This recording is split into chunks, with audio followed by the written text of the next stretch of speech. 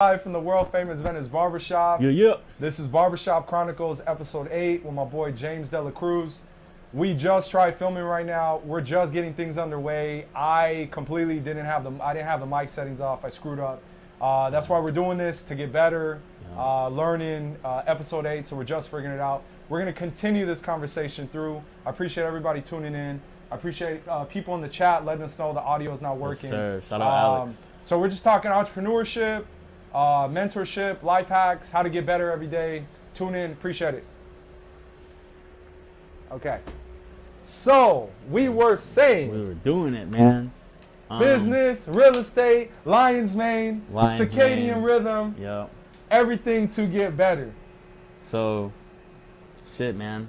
I think the last question was, how do you, like, what's your day-to-day like? So, Yeah, to progress, like what are you doing to make yourself better? so That helps honestly, you, I guess, yeah. this year, I guess, the goal is to have some sort of data set by the end of the year that has like more of like a quarterly type review that becomes kind of like, all right, what are your numbers? Did you hit your numbers? You know, how efficient were they? How effective is there any trends? Who are you talking to? I kind of live my life by the Pareto principle. So it's like, what 20 things are you doing that's getting 80% results, right? So good sleep, as we were talking about circadian rhythm. First and foremost is definitely number one. Eating right. I'm definitely like insulin resistant, so I can't have bread, I can't have pasta, I can't have rice. Makes me, my blood sugar spikes. Insulin resistance. That mean Yeah. you're pre-diabetic, bro? What's going on here? Low key, probably, Yeah. bro. Who knows, That's man. genetics right there. I just know that a lot of us suffer with it, call it the itis, and think it's normal. But it's like, bro, I can't be having big lunches, dog. I literally am out of pocket for like 2 hours, and I just can't afford that. So just understanding, like, the past 2 days I've been fasting a little bit more. Nothing crazy. Like, I'm not super rigid with my shit. Like, I think that's kind of foolish. I just been drinking coffee and water, some nuts, and then next thing you know, it's like 4 p.m. and I'm like, fuck, I gotta grab some food. So then I'll grab some food, right? And you feel dialed in? I feel hella dialed in, bro. Like today, I didn't as much because I didn't sleep much last night. But the night before, I got plenty of sleep.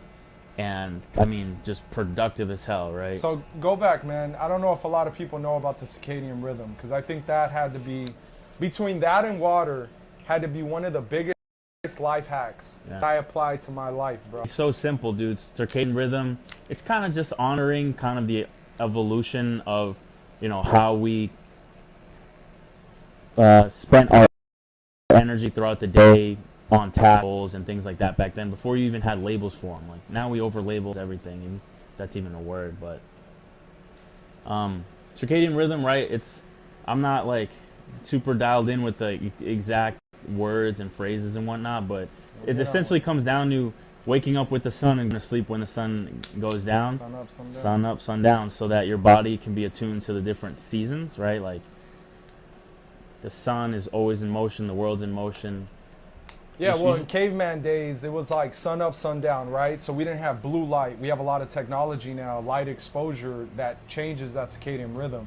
And the reason why, when it's dark and you don't have no blue light, like your phone or anything in your way, this allows your body to release natural melatonin. The melatonin allows you to find deeper sleep.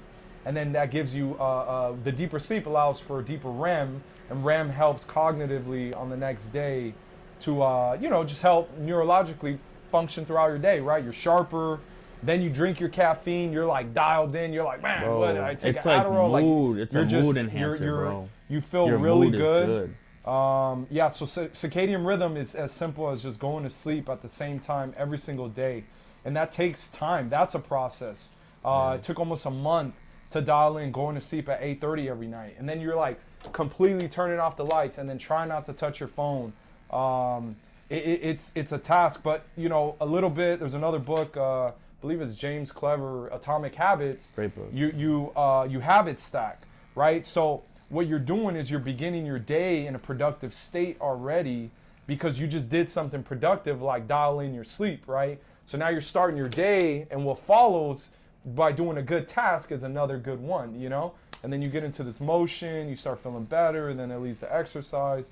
And the whole thing, next thing you know, you're running like a Forbes 500 company. You're like, holy shit, I'm the fucking man, Yeah, 100%, dude. But yeah, circadian rhythm Setbacks is, are huge too. Just you know, in life there are setbacks constantly, and they come in different like shapes and forms and sizes.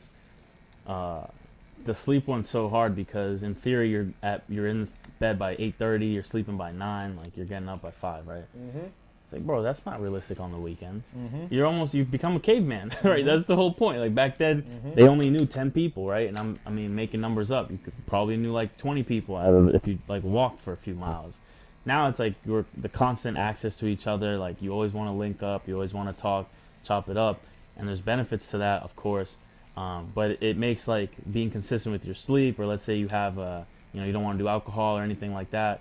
Man, it makes it extremely difficult to stay consistent. So, in trying to think through how do you handle setbacks, how do you give yourself grace in like a time and a period where it just feels like if you're not getting ahead, you're getting behind. So it's like one setback, you feel like you just wasted all that good progress, but it's not like that. So yeah, and then the body's like, I mean, memory muscle is huge, man. Like, if you really think about it, I went maybe like 2-3 weeks where the rhythm was a little off, pushing it to like 9:30, but it ended up all just kind of working out. Like, you go back to sleep at 8:39, your body is not too far off from it. You'd be surprised,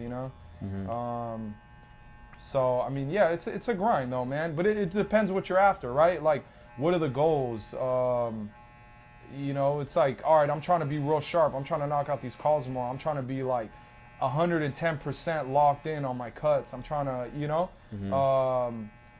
it's like, what are your goals? What are you after? It makes it, I don't know. It just, it depends on the person, right? Like we said, there's sheep, there's lion. Some people are comfortable just being, non-progressive, right? Like I said, once again, shout out to my homie Joe. His dad started a business at 72. And that's crazy to think about, because when I remember hearing that, I like that. And I'm like, damn, you know what? I hope I'm still making moves, powering through shit at 70, 72. I hope I'm 80, like, hey, we're starting a new business. What's the investment? What's the new technology? Like, constantly yielding to learn and pushing ourselves, right? Like, we're here by chance, bro. It's like every day we're breathing is a fucking opportunity to seize.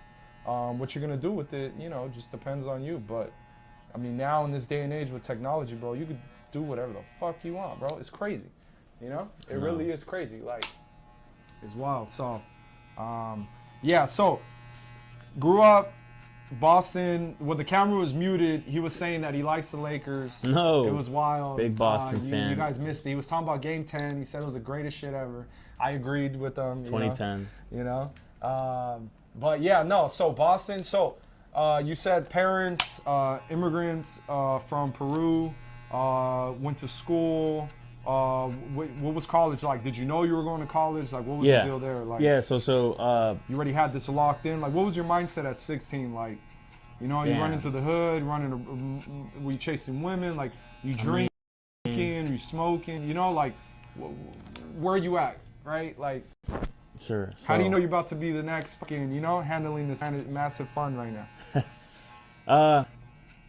What was my mindset at 16? I mean, I was definitely still figuring things out. I mean, I still am today.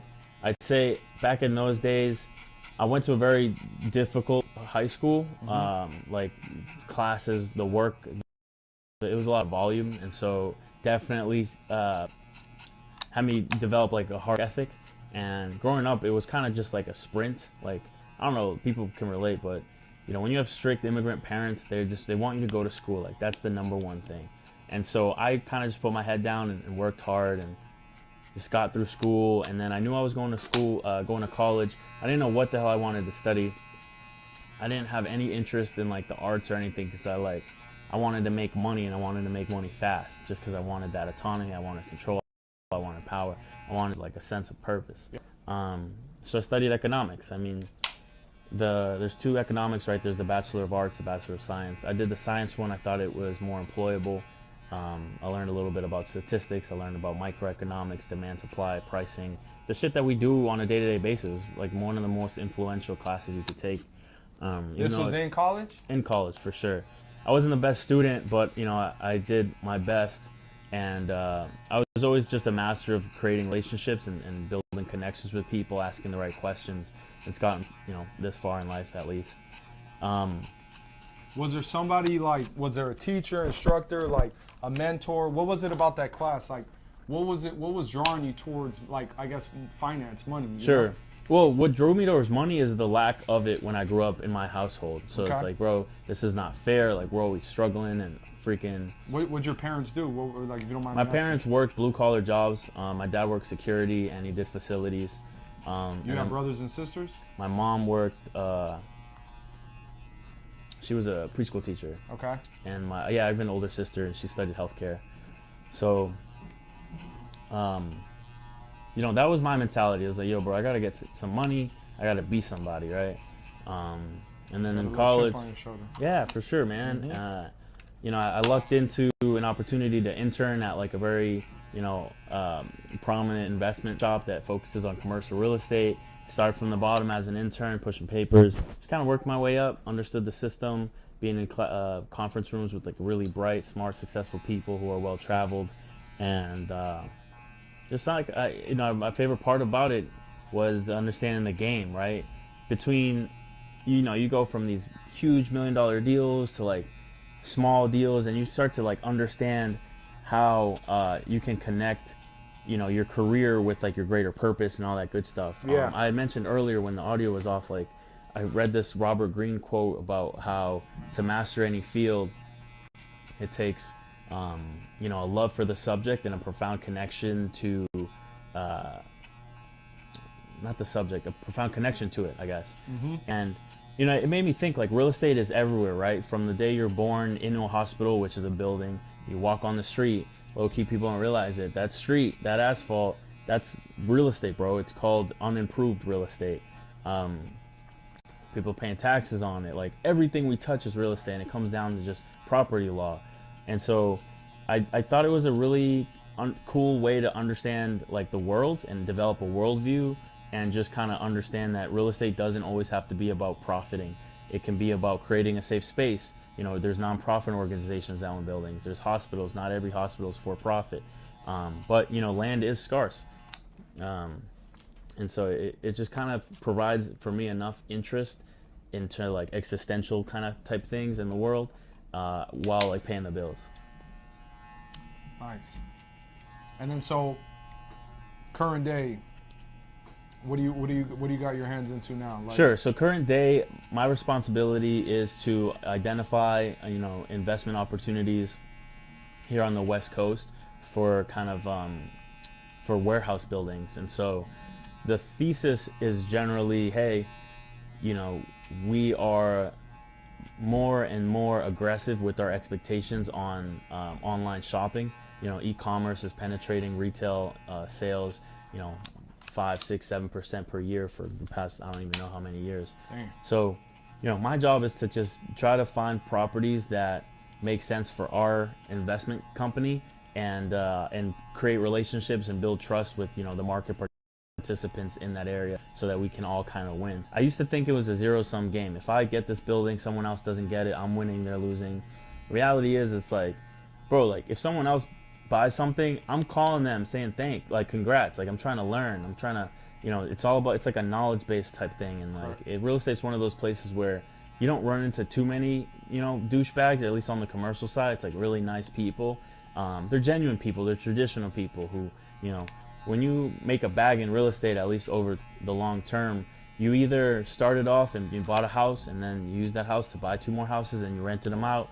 And like all these little, it's like as old as entrepreneurship can be. Like, Yeah. On the commercial side, it's a little more expensive, a little more like complex, I'd say, because you're dealing with income on a greater scale. But it still comes down to like, hey man, I wanted to start I know so and so. I'm doing like a wholesaling business. I need a place to do my business at. Like, let me just buy this building. It wasn't that expensive back then. You turn around and it's like, holy shit, like. This property was higher than I could have ever wanted. Like, your business sucks. Yeah. So it's cool to think about it that way. And, growing up at the industry, just seeing how the office sector got hit so hard and people are working from home and what that's done to like all these shiny towers that have been built, like no one's in them. It's like interesting to think about like how things can be so cyclical. Did I send you the property in St. Louis? It used to be an old AT&T building that sold for like 220 million in '06. Damn. It's on auction for like 4 mil. 4 mil? Yeah, and That's they don't know crazy. what to do with it. It would cost 10 million to bulldoze that bitch. Right. Like, so you're buying it, you're already in the fucking hole. You know, you're buying it even for 2. Yeah. You're already in the hole. Everybody's working remote. Nothing's really popping in St. Louis. But, yeah, it's crazy. Like, I mean, just, it was an old AT&T building, right? Like, it was like... It's interesting, right? It's like some things can't be cheap enough because you still have to spend money to Correct. like do shit with it. You can't. Yeah, You don't just. It's not cash flowing today, so you don't want to spend your money, particularly as you trade off opportunity cost. There was an old Simpsons episode where Bart buys a warehouse building. You know, he got it for like, I don't know, it's damn near free. Damn, I don't remember that. It was like, it was funny, man, because they're just in there. He's pretending to be the owner, you know, but it was like, dude, this whole thing was run down. You got it for like $1 or $5, something crazy, you know? And it kind of like, part of the reason I mentioned the Robert Greene quote is just that profound I feel like real estate is like omnipresent. It's like everywhere, right? So I see it in a lot of like just areas of life. Example, market, right? Mm-hmm. You buy a particular stock, ETF, you know, currency, whatever it may be. You're like, fuck, man, I got in at 2017. Like, I've made so much bread. Yeah. You're like, all right, well, what's next? How can I be first somewhere else? Like, it's exactly the same in any other area. Like, you buy a house, before it was nice, it's gentrified for whatever reason. People move in, businesses bump, no one leaves when it like starts to get kind of expensive.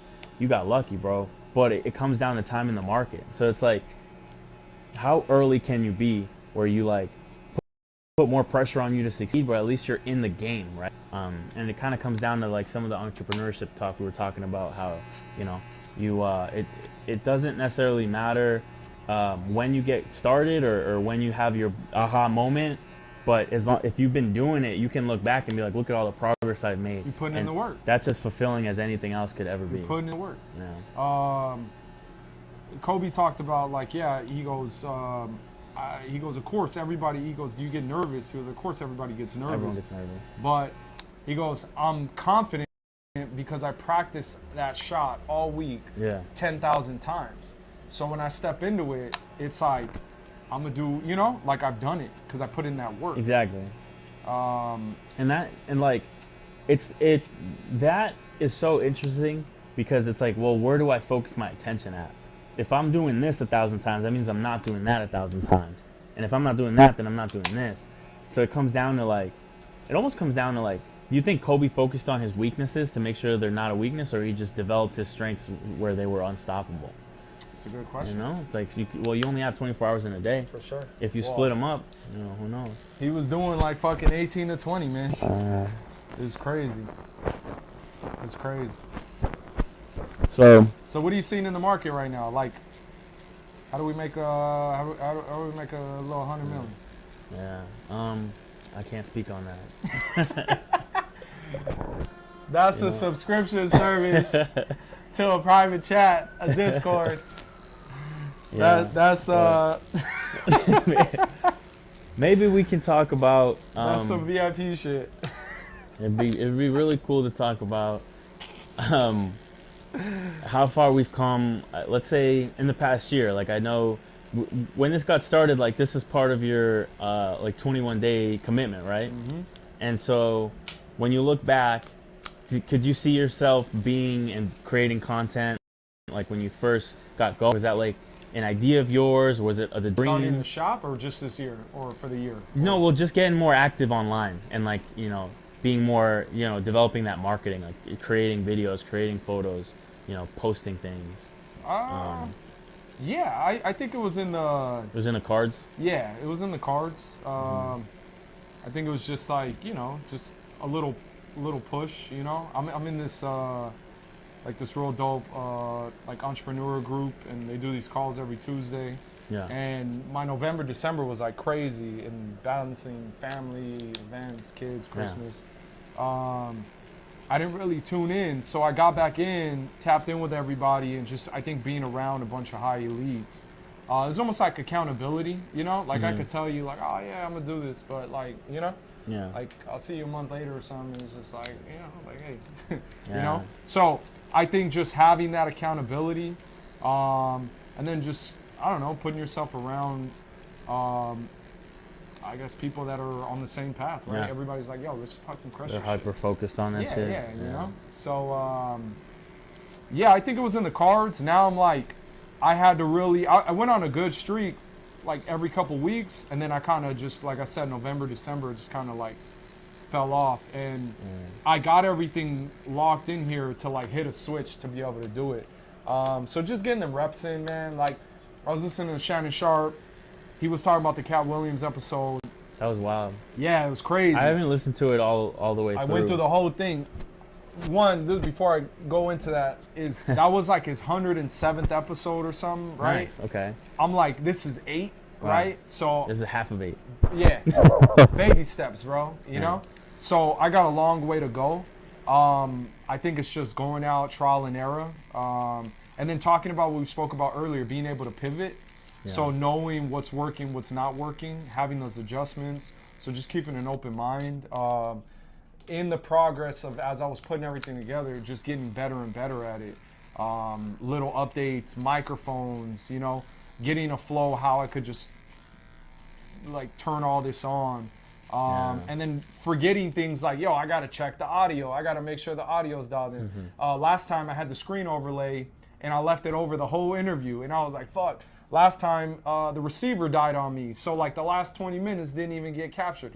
So, you know, it's just getting those reps in. But now, you know, like I used to DJ and it was funny. I used to connect all the cables and be like, yo, I'm not getting sound.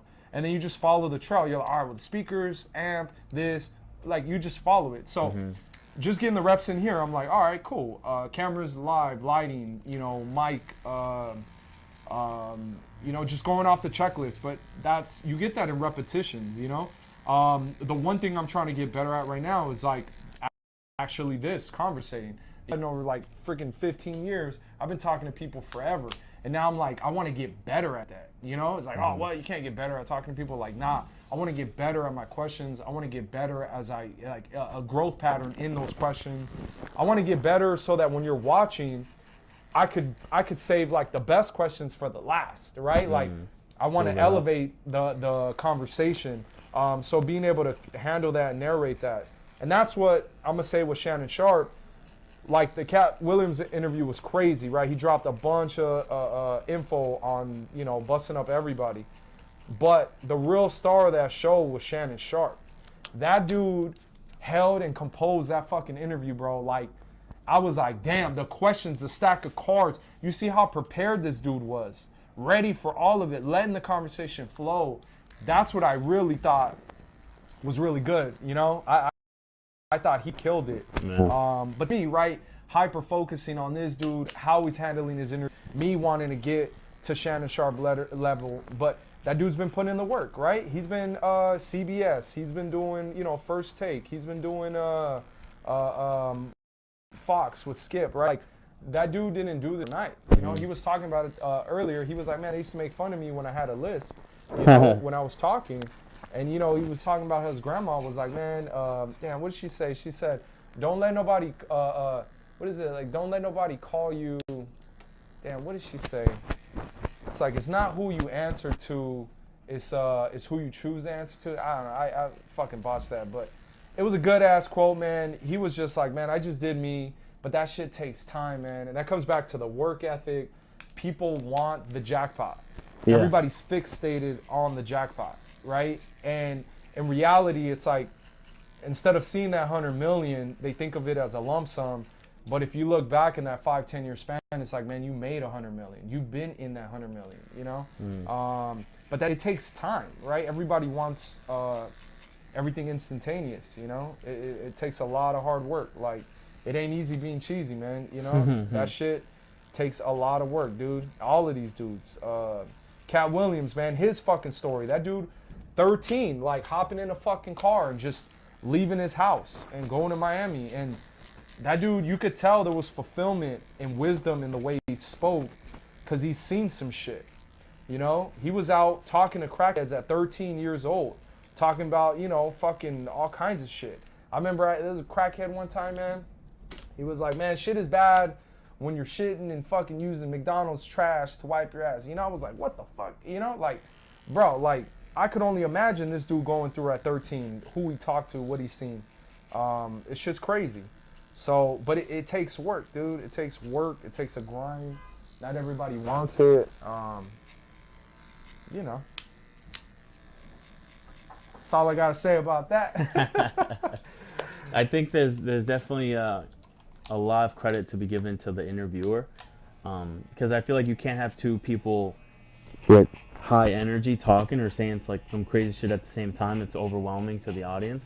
You know, you need someone to steady at it. Right? And it's like you have one A and one B, right? Kind of like my boys Jason Tatum and Jaylen Brown, bro. They take turns. I mean, they're fucking losing right now, man. Yeah, but it's we'll just talk one about game, that bro. score right Setbacks, man. I was talking about them earlier.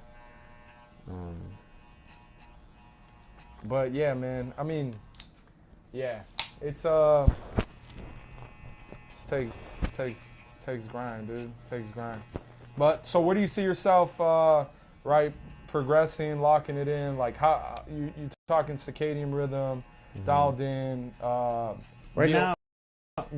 Meal prepping, right? Like you still dialing the food, like, you know, trying to eat less processed food, trying to, you know, steak, chicken, fish, lowering the carbs, lowering the rice. A little bit. Because you know, energy. I think, for me at least, energy and like stabilizing like mood. I work a very stressful job, so it's like you want to stay even keeled, right? So you want to make sure that you get enough rest and like your stress relief, you know, game is on point.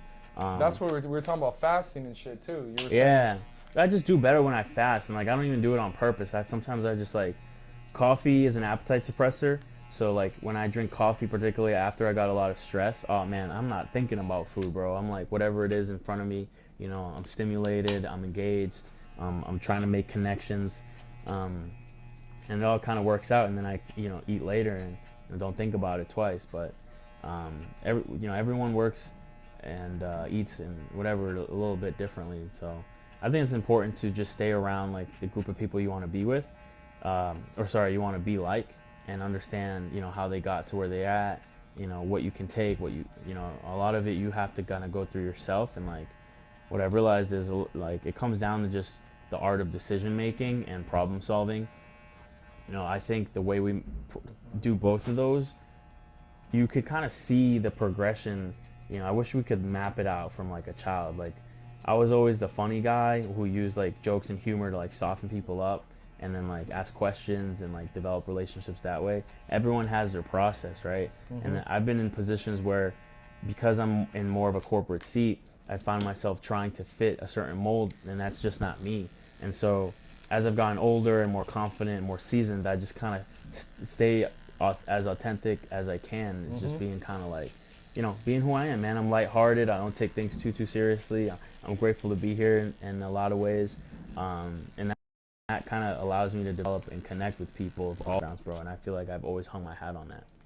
What's like one of the toughest situations, like situations? Tough, like a heavy adversity moment, whether with business, sales, call, like, you know, you're dealing with a client, like where you had to just fucking make some shit happen. Yeah, so I mean, a couple things, bro. Like, let's see. Some of the stuff when I was younger was really out of my control, so it was like more on my parents. So I'll talk about, like, I guess myself. I don't know, man. That's a deep question. Let's see. That's one where it's like, I wonder if people get questions before. Like, do you think did you think that was fully like he had no idea he was about to go off?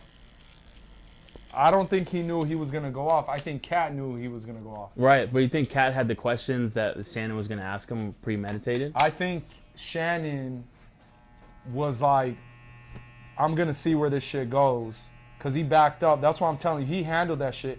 He still kept it on script. But he also backed up to let him run when he needed to run.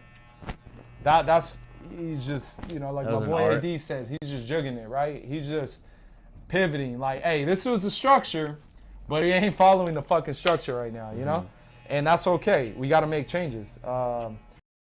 So no, you know, that's cool. Like, hey, we just fucking fill in the flow, you know. So, all right. So what do you do to prep? You're doing calls, like that mental, like when you're. How do you get better at communicating? Oh man, so one thing I'm learning is the art of compacting as much information in like 10 minutes. Like, instead of talking too much. well, it's not even that, bro. Some of the questions you ask, people will go on a tangent, bro. And next thing you know, it's been like 3-4 minutes and you have all these other questions and you spent all that time on like the small talk. It's really difficult to, you know, get as much info as possible and try to, you know, synthesize it. But personally, like, what I do is just try to track of like whatever notes we talked about last, like, you know, what's important to this person, try to understand like what incentivizes people.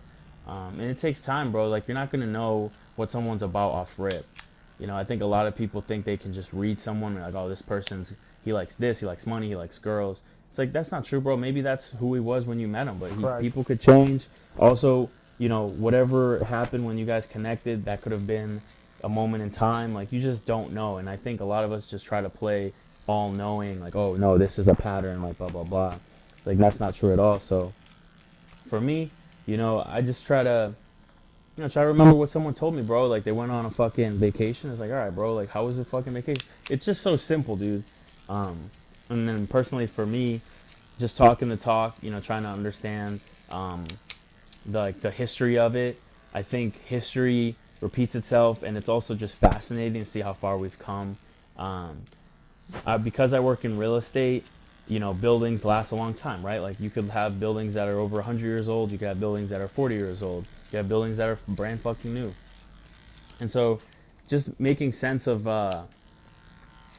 you know, why a property was built and like what purpose it served. And, you know, back then, at least, like, let's say 100 years ago, there's so much land, like, it didn't really matter. You just wanted like 4 walls and a roof. Nowadays it's like extremely, you know, hyper reviewed, and, you know, there's so many different cooks in the kitchen, and, you know, there's a term we use, highest and best use, that comes down to like, hey, you know, is this building, the plan for this building, is this the best building we could build here for the people, for like commerce, for all the different kind of participants? And, you know, it ends up getting super delayed because everyone has an opinion. So things have changed for sure. You know, I'm still just trying to, like, the point I'm trying to make is, you know, be on top of like the history and be on top of like, you know, who has created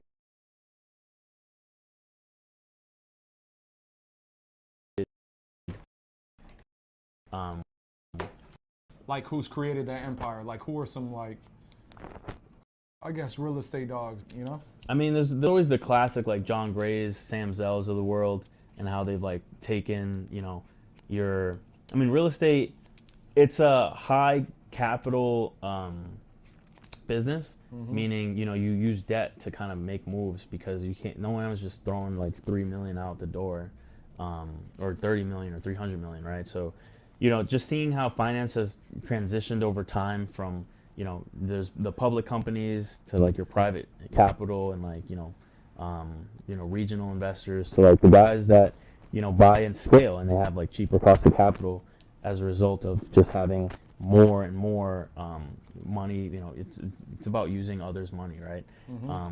So just like those guys, and right now, I mean, I'm trying to stay on the podcast. You know, there's a podcast called The Week by CBRE on Spotify.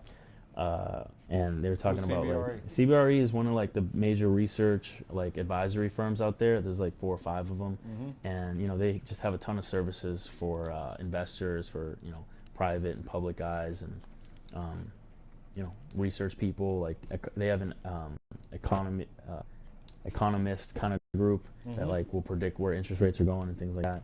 Well, inflation came in today at 3.2, over the 3.1 expected. So the Fed's now, well, today, I forgot who, they came out and said that there's not going to be, it was a 69% chance for six rate cuts next year, and then that's down to like 40%. 40% that there'll be 6 rate cuts? No, well, that there'll be any rate cuts by March. But they're saying I don't know. that's still, what are we, January, February, March, so 2 more months.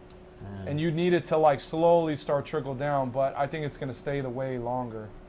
I don't know. While I want the rate cuts, the market kind of reacted to that today because that was huge because everything had been like beating inflation. The Fed was killing it. They were supposed to raise another like 2.5 BPS and they didn't. And I don't know. Now that it came in, even though it's just a little bit, if it comes in again, it's like, man, you know? Yeah, no one knows. That's the thing. Everyone thinks they have a crystal ball. Like, those guys are paid to have an opinion. Like, they don't know what the hell they're talking about. No, for sure, for sure. Well, like my homie Kush talks about, he goes, one thing I don't do is guess. He goes, so I have a ton of cash that I'm waiting to inject into equities. But he goes, I don't do that on a gamble. He goes, I do that like the day the Fed actually physically cuts rates. Yeah, we'll make a move. Then I'm in, right? But other than that, I'm not guessing to like figure out if it's fucking happening or not, you know? But nah, yeah. So right now, how does one? You got a young entrepreneur, kid, high school, college, whatever, wants to tap into real estate, whether that's residential, commercial. What are you telling them? What do they do? What have you learned? I'd start with the research. Like, spend a lot of time on like, you know, all this info is free. Like, you go to Bigger Pockets, you could go to like a bunch of like FHA and you know, free sites that just host informationals. There's like a bunch of classes you could do online. Real estate's, you know, you can go as small or as big as you want. Like, you could syndicate deals with like your friends or like friends and family. But what about if you don't got shit? If you don't have absolutely anything, you got shit, bro. Talk to them dogs at the bottom out here grinding. But you know, family, friends, bro. Like, where does someone go? Like, how? If this is all you fucking got right now, there's a lot of how do you make this move? There's a lot of programs that exist for people that don't hit a certain like income threshold. Like, what I've realized is, after you hit a certain threshold, I don't know what that threshold is, but like it's almost like the government will say, hey, you have enough money, like you can figure it out on your own, type of thing, right? It's like go hire an accountant or do your own thing. But if you're less than a certain threshold, or like household income or whatever, there's all these grants, there's all these like special loans. And so I'd say like figure out like where you are in like the spectrum and see like what might work for you today. Like we were talking about earlier, time in the market trumps almost everything because you can throw upwards. Where you look back and you're like, fuck, I lost a lot of money. You know, the people like screwed me over. I made a bad bet. I was emotional with my investing. But damn, dude, like now I know, like now my spidey senses are that much better now for the future when I see something that's too good to be true. Mm-hmm. So people always get worried about real estate because it's illiquid, but it's illiquid relative. Everything's relative. It's a liquid stock that you could trade the next day. Real estate will take months to sell or even buy. But is that really a long time for you? Like it's truly not. Like our lives are long. How long should you hold real estate? Depends. So I always tell a lot of my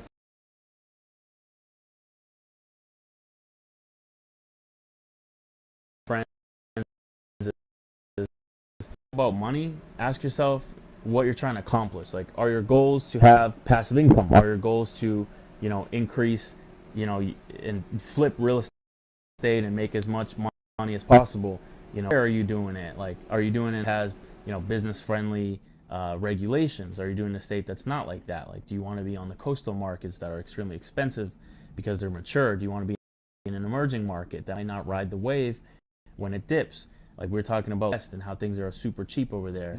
You know, freaking, you know, 500K might get you something of like significance, but what good is that if you know, in 2-3 years it's worth less than that?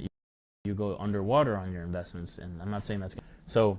I'd say start with just information, like do a lot of research and break down what you're trying to accomplish. Whether it's, you know, making some money on the side of your W-2 or you know, going full-fledged like investor mode where you want to do a couple flips so that you can go bigger and bigger and have a track record and syndicate deals with like friends and family. So all right, so the real question is like, do you go commercial or residential? Like if you're going in business, like let's just say trying to make money, Like, what would you tell the young you? You know, you're in commercial, right? But I'm saying someone's getting into real estate. Do you go commercial or residential? Shit, man. Where's the money at? I would say the money always starts in residential because it's simple. You know, you understand that you can rent it to somebody, lease it to somebody, and that person, like, you know where they work and things like that. Like, on the commercial side, the check sizes are just a lot bigger, so you want to work your way into that because then you can underwrite like a business's credit compared to like someone's credit score, who might not be reliable and a lot more emotional. When there's businesses involved, there's a lot less emotion involved on kind of transactions compared to like a human, and like their family. I'd say start there, I guess. I mean, I don't really have the best advice because it truly is dependent on what someone's goals are. Like if someone, for example, has an uncle that has 6 properties and he's been buying like a property a year for the past 6 years, like start there, bro. Find a mentor. That's really what it is. That's why I'm saying like go online because there's all these forums exist with super successful people, whether they do it full time or they do it part time. Just fucking copy. It's like the answers to the test, man. Just copy that. Okay. What would you say in your life journey right now? What would you say is one thing that is there anything that you've taken like just like life lesson that you could pass on that's still kind of held dear to you like now? Like something that just like this one thing really transcended with me. For sure. I would say it's honestly as simple as taking initiative, right? Like you kind of have to put yourself out there, and that's not like one time either. That's like over and over and over. Like it could be almost daily. Like on my end, I'm calling a lot of people that I don't know, and so I'm like, yo, like what's good? I'm James, and shit, you might be in a bad mood, you might not want to take my call, but I gotta get in front of you, dude, because like we're growing this thing, and we're gonna be striving for that success, and closed mouths don't get fed type of thing, so it's like take initiative, reach out to people, stay on top of people. A lot of people kind of feel disheartened when people don't respond or take a while, like, oh, they're busy, they don't want to talk to me, I offer no value to them. So it's like, shit, man, your value at the beginning might not be directly correlated to like money, but your value might be, bro, like he told me this thing about what he's up to and I asked him about it, and I made someone feel kind of good for a little bit. It fucking sounds stupid, but you're providing something of value, bro. Like you're curious, and people love talking about themselves, right? So maybe start there. Maybe offer up a piece of information that you heard the other day, and it might be relevant. Sports is always easy. Talk about sports. You heard that? Like that's crazy, right? I wonder what's gonna happen there. And like start with that. Like find common ground. Like one thing that I've always, like one of my main mantras has always just been common ground. Like I think we're all from different backgrounds. We're all from different like socioeconomic kind of contexts. Bro, we all have something in common. The fact that we're human. The fact that we all bleed. We all go to sleep. Like start there, dude. Like it's so easy. Sometimes to just, if you start with the basics, to connect with people. But I'd say take initiative for sure. So I got one more. Like when you're contacting someone and they don't write back, how often are you contacting them back again? Or what's your timeline? How often will you contact them? That's a great question. How far do you go? I'm definitely not blowing somebody up, man. The reason being is you just don't know what people are doing and what they're up to and what they could be going through. So if, let's say I want to talk to someone, I'll hit them up the week after, right? Maybe give them a week or 2 weeks. Definitely not on like the same day shit or like multiple times a week. It just like comes off as desperate, and it's kind of, you don't want to come off that way ever. Okay. 2 weeks though, contacting? Something like that. How are we looking on time? We're about to be out right now. 6:05. We're done. Cool, man. I'm trying to think what else. It's like, Well, here, I'll say this. When I first moved to LA, like over 2 years now, I was looking for a barber, right? On the East Coast, you get your fade, you get your lineup, keep it moving. I really was impressed by this spot in particular. This was like the second or third place I've been to, because I knew immediately that it was like a space where conversations were to be held like out of respect. A lot of barbershops are like transactional. Others are cool. Like you meet a cool barber or whatever and you guys chop it up. But I definitely like associate myself with people who are like on that mission to like succeed and like, you know, take initiative, right? So I appreciated this area. Like every time I come here, this man's got a new gadget. He's got a new screen. He's got a new 21-day routine. And it's like just super dope to be part of it. So I'm grateful for the opportunity to like, you know, chop it up, bro. It's always a great cut too. And it's always like, we're always talking about the next thing. That's dope. Yeah, I mean, and then also you forgot one thing is like how we gonna, you know, that we're gonna make $100 million together. You know? Absolutely, so, bro. That's a given. That's you know? That's really what we're cooking right there, man. You know. Absolutely, man. That's really where it's at. So, nah, all day, man. I mean, cause that's what it is, dude. Like, becomes an obsession. Like I said, I don't know if it's childhood or, man. I always think of my grandfather. I just watched this movie called A Million Miles Away with Michael Pena. And it's random, bro. I did not think, I don't know why, I just was like, I'm gonna throw it on a Thursday. Mm-hmm. And this shit hit like home, bro. Like I'm talking like, I was getting emotional. I was watching this shit, was like, damn, bro. Like I was not. Mexico. And it's just this immigrant fucking farm worker, bro, that just busts his ass off. Immigrant parents, busts his ass off, fucking becomes astronaut. Grinded, just adversity, bro. Just pushed through this shit like a motherfucker. You watch like this kid working as a kid in the fields. It's just like, it was extremely humbling. It reminded me of my grandfather. My grandfather would always be like, you know, like he used to tell me about picking fruit and cotton in the fields for $5 a day, sun up, sun down.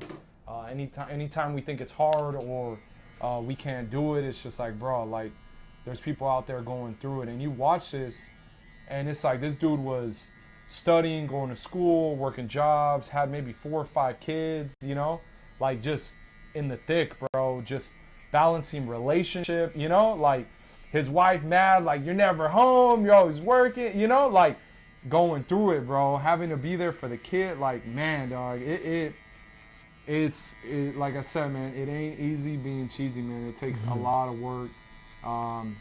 So just being like humble, and just putting out the energy, man. Just putting out the energy. It's fun, man. I wouldn't have it any other way, man. So same, you know. I'm always like, you know, excited to hear what you got. We always break down a ton of shit, whether it's business or creatine, baby. You know, just relationships, jiu-jitsu, whatever, bro. Like we go through all of it. So, yeah, nah, shit's much appreciated. And yeah, we'll be doing like more, man. You know, like I'm also, yeah, just getting the reps in. You know, doing more episodes.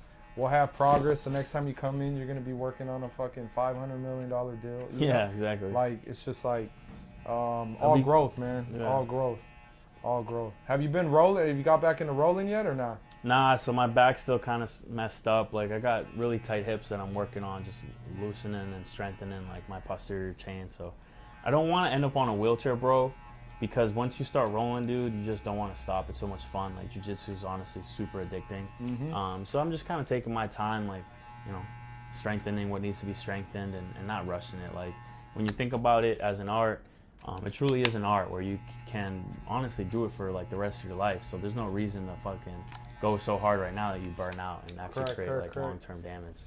No, for sure, man. And I'm all about like that holistic health shit where like I don't take pain meds, I don't take any meds.